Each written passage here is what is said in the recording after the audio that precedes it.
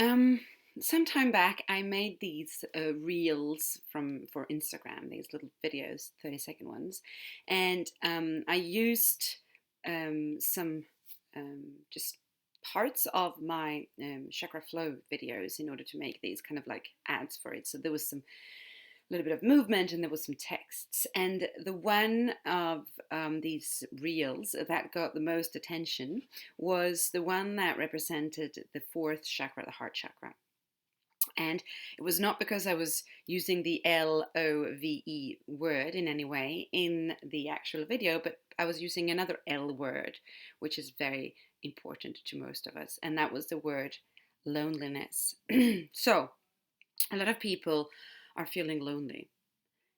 I think that, of course, at the moment, a lot of people are feeling lonely due to the situation that we've been in since basically almost a year and a half soon.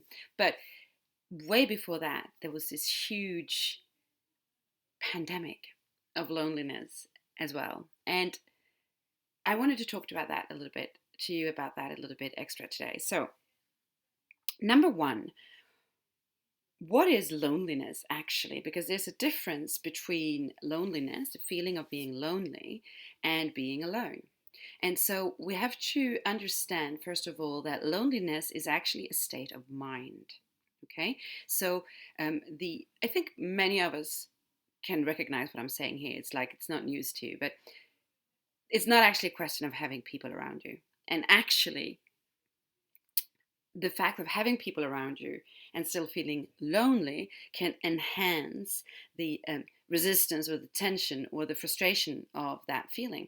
And I would even say that it can even make you feel even more um, helpless if you're feeling the loneliness, even though you have people around you, because all of a sudden you realize that it's not actually something that you can change just by changing the scenario or the context. So, what is actually loneliness? Well, loneliness is this feeling of not being able to connect or to belong to another being. Um, that feeling comes in when we have a strong sensation of being separate from others, that we cannot find something that brings us together, that we can say that we have in common with other people. So when we feel really separate from others because they cannot understand us, then we feel lonely. And so naturally, this can happen in a lot of environments. And I was going to say actually that the reason that we can feel a sense of belonging in a family is because all members of the family have kind of this agreement that they have something in common, which is that they come from the same family. And so there's this bond between them that makes them feel connection and therefore belonging. But having said that, though, a lot of people have a very strong feeling since childhood that they just don't belong in the family. So, staying on that one for a little bit, I will also want to take the example of, which is also very typical, the teenage agony of loneliness. And so the two actually go together, of course, because basically what happens very often in our teenage years is that there are all these stuff that pops up inside of us that we are very scared of because it's new, and that we don't actually know if it's normal and or if anyone else is experiencing this. And so this is obviously happening when our bodies start to change, and so our hormones starts to play around with us. So there's these things that pop up of thoughts but also of feelings, and there's things like, oh my god, I've got like hairs in all kinds of strange places, and is that normal? Should I? And is that disgusting maybe? Or this, I don't have to go into further details. I think that all of us have the picture quite clear and we've all been there. And the thing is, what happens as well in that time is that when we actually do find out that we're not alone in this, or that we can, dare to tell someone and they say, oh, well, me too. What happens is very often, and I see this very much in teenage girls, but that's probably due to other things as well. What happens is that we find our first BFF, right? So all of a sudden, there's this thing that connects us, and then we are joined by the hip.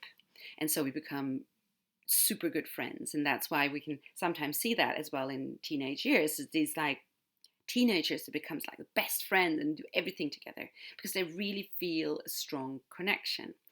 So if they have a strong connection, they feel like they belong together and they can't spend time apart. So they will be on the phone, from morning to night and whatever, all of that. That would be obviously kind of the opposite to the feeling of loneliness. So what is happening there?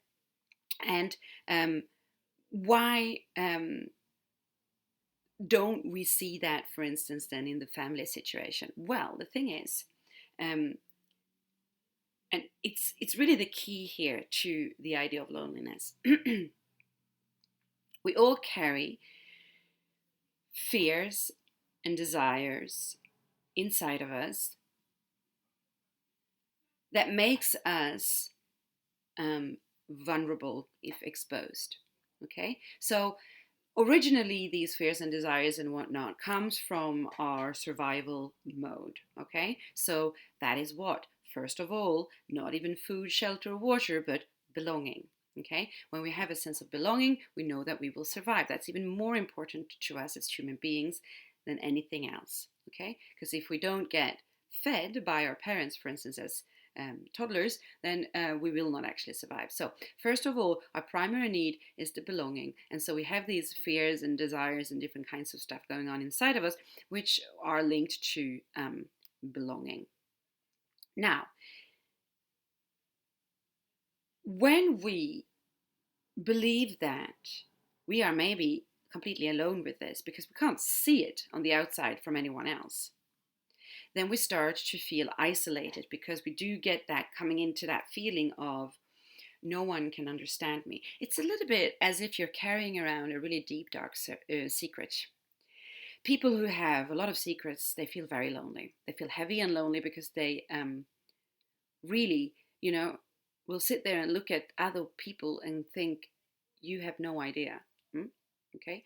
And so that happens, of course, for children and teenagers who might not have dramatic secrets, but who have things about them that they think that they are alone with. And then it's only when you actually realize that that's not the case that you can relax. Okay, so the key in that then is, and that's why it doesn't work with the family, because that we have these roles in the family, and so we might not open up about our deepest, darkest things because it's just a little bit too, close to home, to the parents. So we seek someone that we feel that we have something in common with anyway, where there's similarity, and that's how we bond with friends, because we start to look outside of the home kind of circle. But that's actually a different story. So I'm going to leave that to the side. Sorry if I confused you a little bit there, but let's come back to the idea of loneliness and how these teenagers that we once were realized how connecting to someone in their own age and telling them all their, strange things and the thoughts and, oh, I've got hair here, and all of a sudden it's like stuff happening here, and oh, and you too, and then all of a sudden you're my best friend and never ever leave me, call me every day. So this means that we need to feel that we belong. Now, the reason that we then feel later on in life, for instance, through social media, even more of a loneliness sensation is because, well, if I can't even imagine, as I look at you, that you would have any of the issues that I'm struggling with in my head, any of the fears and all of that, then I will feel even more separated from you. I will feel like if I would even try to speak to you, you would not understand. And we would get that, the stone face. And that obviously scares us enormously. So on social media, we know somewhere that it's not really real life happening. Like we're not following along the people doing their, grocery shopping, being like, oh, do I want brown eggs or white eggs? Or, it's not the day-to-day stuff. we see these super happy faces and the dream life and the this and the that, and even when we see something that's possibly like a frustration or sadness or whatever, then it's still put into a scene. It's still staged, so we still feel like it's not really real.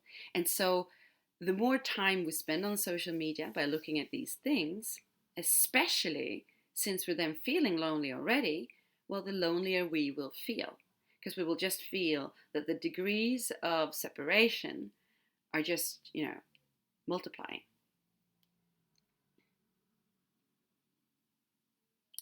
Now,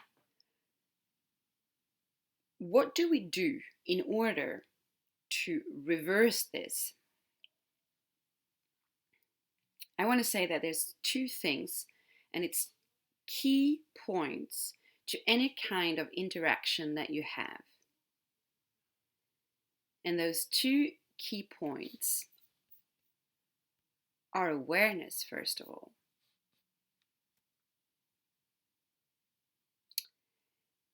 Awareness, and I want to say vulnerability. Okay. So, what this means is that, and this is a hard one, I know, because it feels counterproductive, or it feels as if you're not capable of doing that when you're lonely. But if you are not capable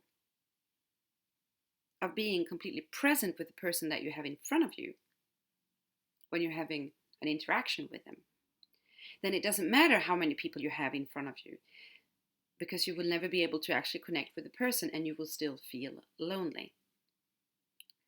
So this state of mind of loneliness that I've been talking about comes from a lack of awareness, comes actually from a lack of being present.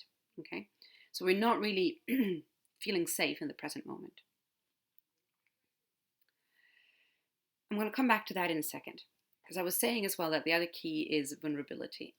So what do I mean by that? Actually, what I really mean by it is that we need to be aware, yes, and present, but then we need to connect to the other person. What I mean by that is that we need to actually let our guard down and expose who we are. So that means being vulnerable, because it means also sharing things that we don't actually know if they're going to be received by the person in front of us. And a way to be able to do that, because that takes a lot of courage, and most of us don't. Most of us walk around not being vulnerable, because that's actually quite natural. Even animals, anything in nature, we can see it, have shields to protect themselves from being vulnerable. Okay, but what I want you to play around with as an idea is that actually everyone is the same. So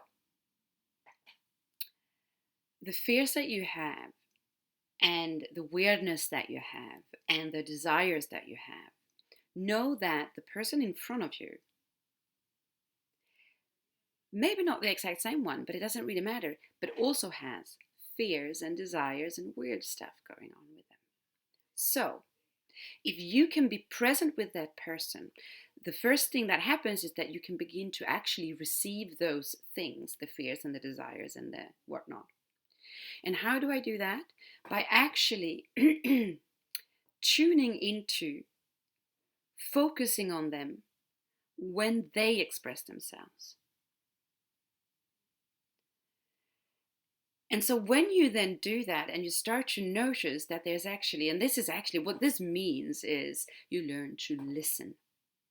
You learn to shut down a little bit the narrative in your own head about yourself. And for a moment, your practice is to just listen to the other person. And you will notice that because, well, we're animals of togetherness, flock animals, I wanted to say, the other person will read what is going on with you and will then deliver the same thing to you. And when they deliver the same thing to you, what happens is that, all of a sudden you feel safe enough to let your guard down a little bit and share something as well. And that's when the connecting starts. Tara Brach, probably not her maybe saying it for the first time, but I was listening to her anyway, and she uses this phrase, which is a really good question to have in your own mind. It's not a question that you are to ask the other person. It is to have in your mind as you interact with them. And it's the inquiry, what's it like being you?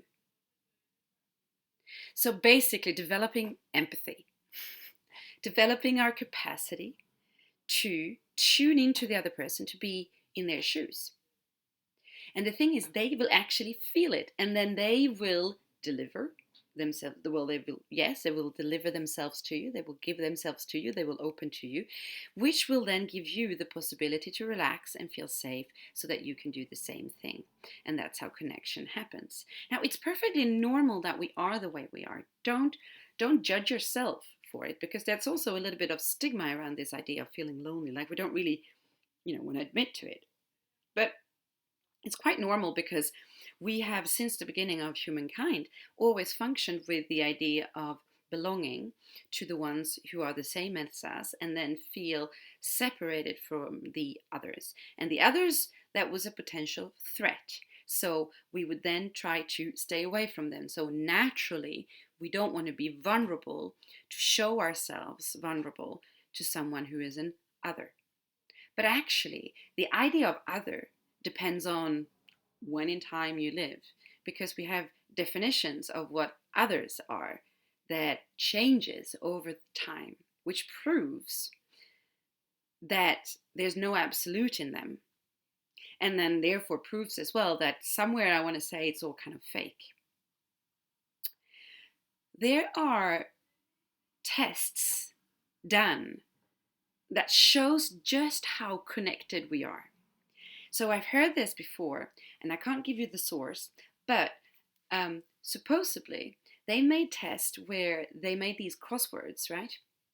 And then they have people take the crosswords, and crosswords that were already taken by a certain amount of other people, a big amount, like old ones that existed for a while, were faster for people to solve than completely new crosswords.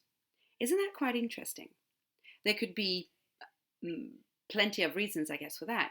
But one thing you could imagine is that there's a collective consciousness, and that once the information is put out there, it is quicker for someone else to catch, to get caught into it.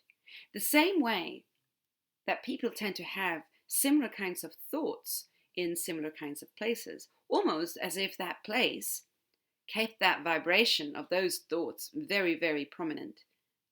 And so as soon as you come there, you instantly start to think about it. Things like typically walking over a bridge and then having the idea of, what if I would throw myself over the bridge? Anyway, to make this end, because I'm up to almost 20 minutes now, you don't have to bite off more than you can chew. Start with something very, very simple. Start with taking an interest, creating awareness around the people you interact with on a daily basis. Start with smiling to the next person that you meet on the street, and you will notice that they can't help themselves but to smile back at you. Start with saying hello to the person next to you, waiting for their coffee. You will notice quite quickly that as soon as you put yourself in this kind of position, people will respond in a favorable way to you. And that's the first step towards feeling connected and feeling like actually you belong here, and then stepping away more and more from that loneliness. All right, thank you.